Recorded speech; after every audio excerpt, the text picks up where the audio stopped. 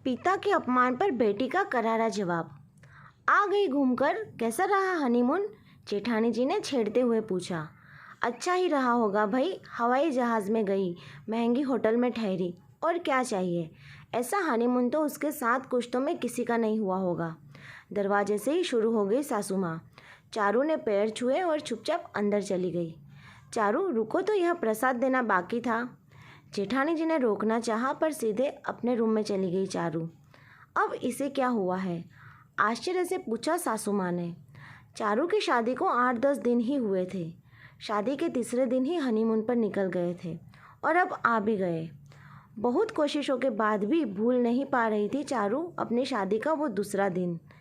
परिवार में सबसे छोटी होने के कारण लाडली थी सबकी, खासकर पापा की।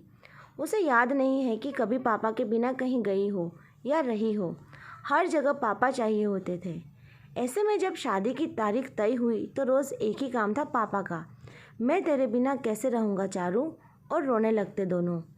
बहुत सारे लड़के देखने के बाद में नेहिल को पसंद किया था पापा ने, और चारू भी बहुत खुश थी। बहुत अच्छा और सुलझा हुआ लगा उसे वो। सब अच्छा चल रहा था। शादी का दिन भी आ गया। अपनी तरफ से कोई कमी नहीं छोड़ी थी पापा ने। आखिर उनकी राज दुलारी की शादी थी। बारात भी आ गई। अच्छे से स्वागत हुआ। स्वागत की रस्म चल ही रही थी कि अचानक नेहिल के पापा ने होटल बदलने की मांग रख दी। उनका कहना था कि जिस होटल में बारात रुकी है वो उनके स्टैंडर्ड का नहीं है। शादियों का सीज़न और उस पर तुरंत ऐसी मांग जो बिल्कुल बेतुकी थी। आश्चर्यचकित थे पापा, क्योंकि समधी जी से बात करके ही उन्होंने होटल बुक की थी। उन्होंने फिर भी 1-2 जगह फ़ोन करके और भाइयों ने खुद जाकर ट्राई किया, पर सारे होटल बुक थे, क्योंकि उस दिन की बहुत सारी शादियाँ थीं। ससुर जी थे कि जिद लेकर बैठ गए थे। दूल्हा तैयार होने गया था, इसलिए कुछ पता ही नहीं था उसे। चारू भी नहीं जानती थी इस बारे में। इधर ससुर जी शुरू हुए और बारातियों ने भी धमाल कर दिया। जहाँ रुके थे वहाँ सब कुछ तहस नहस कर दिया, और मेज़बानों से मारपीट की वो अलग।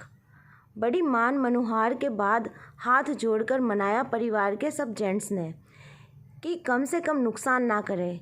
पापा को पता था कि चारू सहन नहीं करेगी ये सब, इसलिए सबको मना कर दिया था उसे बताने को। नेहिल को थोड़ी भनक लगी थी, पर उसके पास जानकारी ही अलग थी। खैर, शादी हो गई। ससुराल में भी कोई कुछ नहीं बोला चारू से। उसे हनीमून पर जाना था और थोड़ा सामान मायके में पड़ा था, इसलिए पापा को फ़ोन कर दिया चारों ने सामान लेकर आने के लिए। पापा आए। चारू ऊपर अपने रूम में तैयारी कर रही थी। उसे पता ही नहीं था कि पापा आए। अचानक ज़ोर ज़ोर से बोलने और गालियों की आवाज़ आने लगी नीचे से। एक बार के लिए तो लगा कि कोई होगा रोड पर। इतने में जेठानी दौड़ते हुए आई। जल्दी नीचे आ जा चारू, वरना यह लोग नोच खाएंगे अंकल जी को। वो कुछ पूछ पाती इससे पहले हाथ खींचकर ले गई जेठानी। नीचे जाकर देखती है तो पापा हाथ जोड़कर बैठे हैं ससुर जी के पैरों में, और सासू माँ और जेठ लगातार गालियाँ और लानतों की बौछार किए जा रहे हैं। क्या हो रहा है ये सब? हाथ क्यों जोड़ रहे हैं पापा? रोना आ रहा था उसे भी। सब चुप हो गए। पापा उसके पास आए। मैंने गलती की है बेटा, इसी की माफ़ी मांग रहा हूँ। तू परेशान मत हो, खुश रहे। सर पर हाथ रखकर जाने लगे पापा। नहीं पापा, मैं भी चलूँगी आपके साथ। नहीं रहना मुझे यहाँ। नहीं बेटा, अब यह मत करना। तेरी दुनिया बसाने के लिए झुका हूँ, मिटाने के लिए नहीं। मेरा मान रख ले बेटा। हाथ जोड़े पापा रो पड़े, और चारू कुछ नहीं कर पाई। नेहिल ने ज़रूर अच्छे दामाद होने का फ़र्ज़ निभाया और हाथ पकड़कर जताया कि वह उनकी बेटी के साथ है। पर एक बेटी का मन कैसे माफ़ करता अपने आप को? हमेशा गर्व से सर उठाकर चलने वाले उसके पापा आज अपनी ही बेटी के घर से रोकर और अपमानित होकर लौटे थे। बिल्कुल मन ही नहीं लग रहा था उसका। वह भी जानना चाहती थी कि आखिर हुआ क्या था। सबको फ़ोन किया पर कोई बताना ही नहीं चाहता था। नेहिल की कहानी अलग थी। आखिर मौसी के बेटे को फ़ोन किया और कसम देकर बात जानी। जेठानी जी ने भी वही बात बताई जो मौसी के बेटे ने बताई। गुस्सा तो बहुत आ रहा था कि छोड़कर चली जाएं इन लालची लोगों को, पर अगले ही पल सोचा कि पापा की बात माननी है। छोड़कर जाना और मरने का काम तो सब करते हैं, फिर गलती भी उसकी नहीं तो क्यों करे ऐसा। इससे अच्छा है कि यहीं रहे और देखे कि आगे क्या होता है। दूसरे ही दिन हनीमून पर चले गए। सब कुछ अच्छा था, पर पापा का वह चेहरा हट ही नहीं रहा था उसके सामने से। जैसे तैसे ख़त्म किया हनीमून और घर आ गए। यही पूछताछ हो रही थी कि कहाँ कहाँ घूमे, क्या क्या देखा। उदासी साफ झलक रही थी दोनों के चेहरे से। ठीक से किसी बात का जवाब भी नहीं दे रहे थे दोनों। इस पर गुस्सा आ गया पापा जी को। ऐसी क्या उदासी कि 10 दिन तक ना उतरे। कितना खर्चा करके भेजा था तुम दोनों को घूमने के लिए और वैसा ही मुंह लेकर वापस आ गए। डांटते हुए बोले ससुर जी। हाँ नहीं बहू, तूने तो मेरे बेटे को भी उदास कर दिया।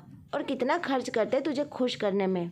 पता भी है कि हवाई जहाज़ की टिकट कितने की आती है और अच्छे होटल में रहने की क्या कीमत है। सासू माँ ने ताना मारा। आपने चाहे जितने पैसे खर्च किए हो, इस हनीमून की कीमत तो मैंने और मेरे पापा ने ही चुकाई है। मेरे पापा का आत्मसम्मान और मेरी खुशी दोनों छीन लिए हैं आपकी उस फालतू डिमांड ने। मुझे पता होता तभी बारात लौटा देती। 4 दिन लोग मेरे बारे में बात करते, कम से कम मेरे पापा का सम्मान तो बचा रहता। शालू ने जवाब दिया। हिम्मत तो देखो, कल की आई हुई हमसे ज़बान लड़ा रही है। अरे हम चाहे तो अभी निकाल सकते तुझे यहाँ से, जेठ जी ने कहा। यह गलती ना ही करे तो अच्छा है। ना घर के रहेंगे ना घाट के।